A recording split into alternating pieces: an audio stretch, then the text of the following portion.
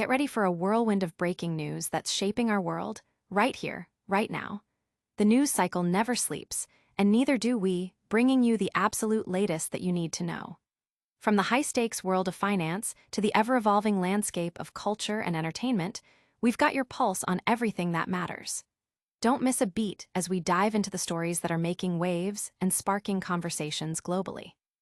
This is Billie Buzz, and you're about to get the inside track on what's happening. We're kicking things off with a deep dive into the volatile world of stock markets and what a slight delay could mean for traders everywhere. Then, we're unpacking a fascinating cultural moment that's got everyone talking, dissecting the latest trends and controversies. Is the culture war truly over, or are we just seeing its last gasps? Plus, we're heading to the red carpet, or rather, the film market, to see which movies are generating the most buzz and could be the next big hits at TIFF. From established directors to rising stars, we're looking at the titles poised to make a splash. And finally, we're tackling a debate that's got the internet buzzing, exploring the nuances and real-world implications. Stick around, because you won't want to miss a single second of this high-octane update. Hit that subscribe button and ring the notification bell so you never miss an episode. Market data, like a fine wine, might have a slight delay, but the insights are always worth savoring.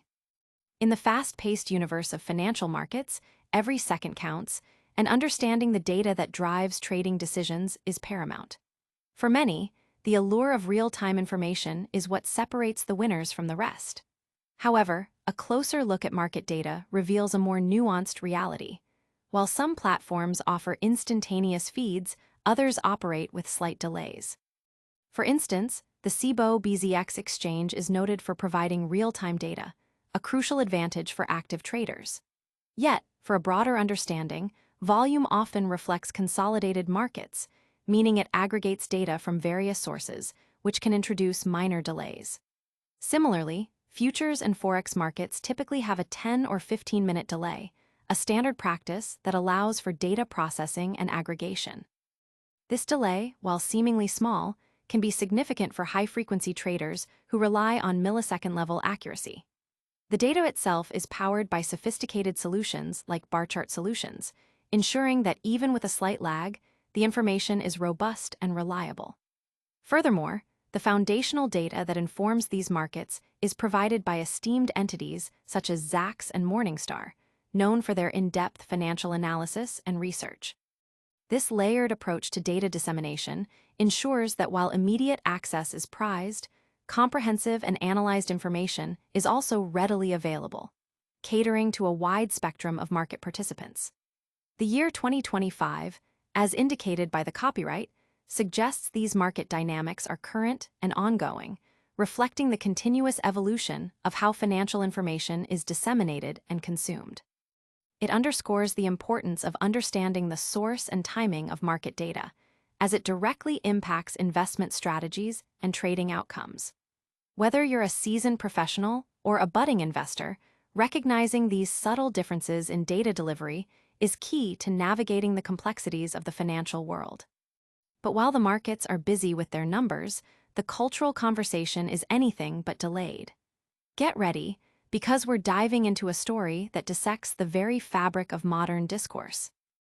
The culture wars are losing steam, but the battle over symbolism is far from over. In a world saturated with symbolic battles, the last 15 years have seen liberals and conservatives frequently engage in culture war flare-ups. These skirmishes often revolve around matters that, while emotionally charged, are largely symbolic and hold little substantive political weight. Both factions have proven adept at transforming cultural issues into political grievances, which in turn become avenues for engagement and activism, often manifesting as new forms of consumption or media engagement. Looking back, many of these controversies now appear even more absurd than they did at the time. While the critique that cultural consumption is not politics, and that elites use cultural terrain to avoid substantive issues remains valid, it's a perspective that still holds true.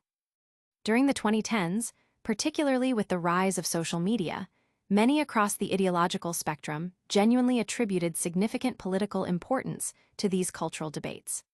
However, cynical opportunism has always been a driving force, with political elites needing fodder for partisan spectacle and media outlets seeking clicks and engagement through manufactured outrage over everyday cultural products.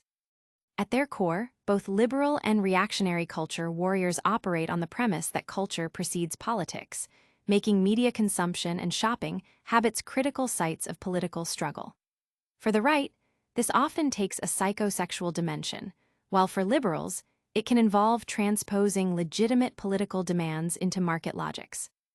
The author posits that this cultural politics, despite its top-down nature, once had genuine grassroots buy-in, largely because individuals often feel powerless to effect significant political change. With traditional politics seeming sclerotic and power-distant, people naturally gravitate towards areas where they feel a greater sense of agency, such as consumption habits and cultural tastes. However, the author strongly senses that this phase of the culture war is now running on fumes.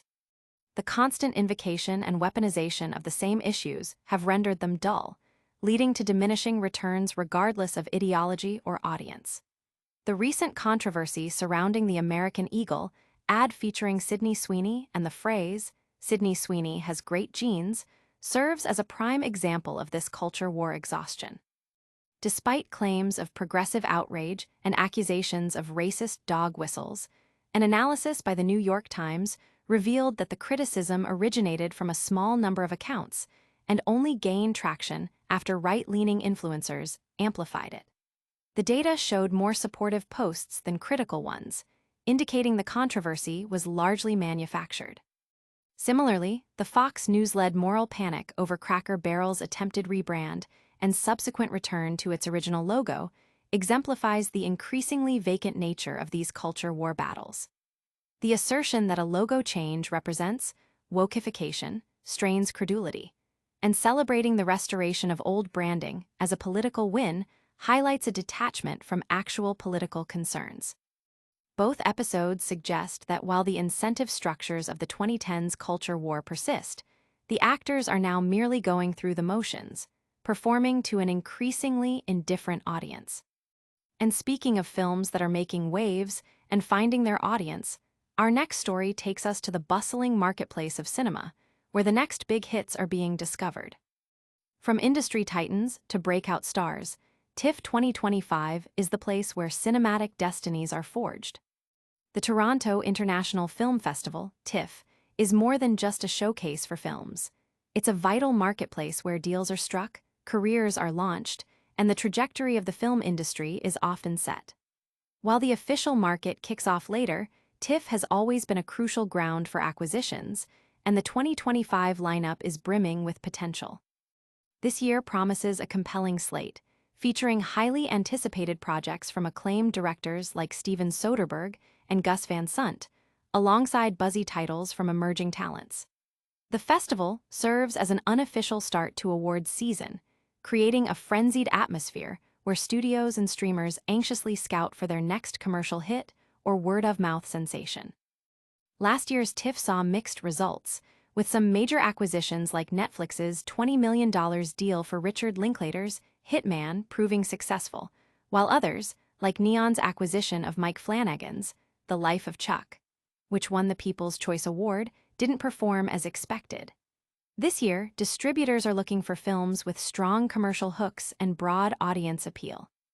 Among the distributor-less titles generating significant buzz are Soderbergh's drama, The Christophers, Van Sant's heist film, Dead Man's Wire, Bobby Farrelly's comedy, Driver's Ed, and David Mackenzie's thriller, Fuse.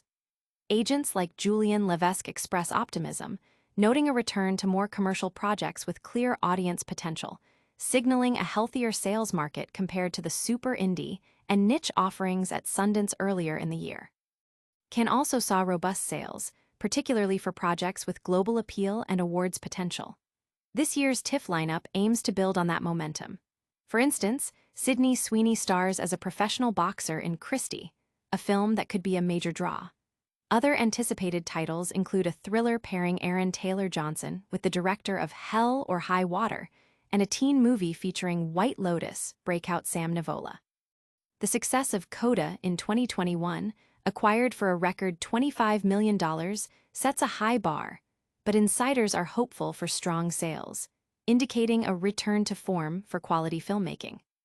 The festival, set to begin September 4th, will feature a diverse range of films, including Motor City starring Alan Ritchson, Tuner with Leo Woodall and Dustin Hoffman, Soderbergh's The Christophers with Michaela Seal, Bobby Farrelly's Driver's Ed, starring Sam Nivola, Christie featuring Sydney Sweeney, Billy Corbin's documentary, Cancelled, The Paula Deen Story, Nick Pizzolatto's Easy's Waltz starring Vince Vaughn and Al Pacino, Bob Odenkirk's action film, Normal, Maud Apatow's directorial debut, Poetic License, David Mackenzie's thriller, Fuse with Aaron Taylor-Johnson, Alice Winokur's Couture starring Angelina Jolie, Adam Carter Rehmeyer's Carolina Caroline with Samara Weaving, and Gus Van Sant's Dead Man's Wire starring Bill Skarsgård. The sheer breadth of talent and genre represented at TIFF 2025 ensures it remains a pivotal event for the film industry. Now, while the film industry is buzzing about what's next on the big screen, a different kind of conversation is unfolding online, questioning how we react to cultural moments. The Sydney Sweeney ad outrage was a lightning rod, but the real issue is our selective anger. The recent American Eagle ad campaign featuring Sydney Sweeney, which playfully used the phrase, "Sydney Sweeney has great genes," a pun on jeans, sparked a significant backlash, with some critics labeling it as a racist dog whistle with eugenic undertones.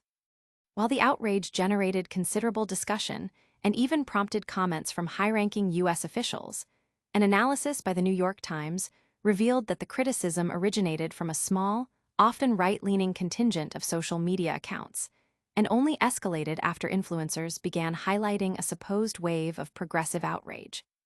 Data indicated that at the time of the initial uproar, far more posts supported Sweeney and the campaign than criticized them. This manufactured controversy highlights a broader trend: our tendency to react intensely to surface-level issues, especially when trending keywords like eugenics are involved, often without a deep understanding of their meaning. The author argues that the real problem isn't the ad itself, but rather how we, as a society, choose to react and what we choose to ignore. The phrase "good genes" is a common idiom used across cultures to compliment someone's looks, health, or talent, usually innocently. While Sweeney's adherence to a Eurocentric beauty standard is a valid point of discussion, equating a jeans commercial to Nazi propaganda is a significant overreach. The core issue, as the author contends, is that eugenics-like thinking, characterized by the belief that certain traits are inherently superior and should be propagated, is prevalent in everyday life, yet often goes unaddressed. Examples include casual comments like, "They'd make beautiful babies," "I want my kids to have your eyes," or familial advice like, "Don't marry too dark, think about the kids." These statements, while not state-sponsored atrocities, reflect a similar mindset that values certain traits over others. Even concepts like Black excellence, intended to uplift, can sometimes morph into a belief in inherent group superiority. The author emphasizes that this isn't to equate everyday comments with historical eugenics, but to acknowledge the subtle presence of such ideas. The disproportionate reaction to the American Eagle ad, compared to the widespread acceptance of similar sentiments in daily life, such as praising strong genes for athleticism, families subtly influencing partner choices based on appearance, beauty marketing promoting narrow ideals, or dating app preferences based on physical traits, reveals a selective and often performative form of outrage. The author urges for honesty. If we condemn eugenics, we must also critically examine and question the everyday manifestations of similar thinking. The real issue, therefore, lies not in the American Eagle ad, but in our collective willingness to confront and address the pervasive, often unexamined biases within our own lives and communities. The brand has since moved on, with Travis Kelce headlining their latest campaign, signifying the ephemeral nature of such controversies when not deeply rooted in substantive issues. We've covered a lot of ground today, from the markets to the movies and the very nature of public discourse. Time for a quick rundown of the top stories. And that's a wrap on today's Billie Buzz. We covered the subtle delays in market data, the fading echoes of the culture wars, the hottest films hitting the market at TIFF, and the importance of examining our own selective outrage. Don't forget to like this video if you found it informative, subscribe to Billie Buzz for more in-depth updates, and hit that notification bell so you never miss a moment. Let us know in the comments which story resonated with you the most, and follow us on all social media platforms for behind-the-scenes content and more. See you next time.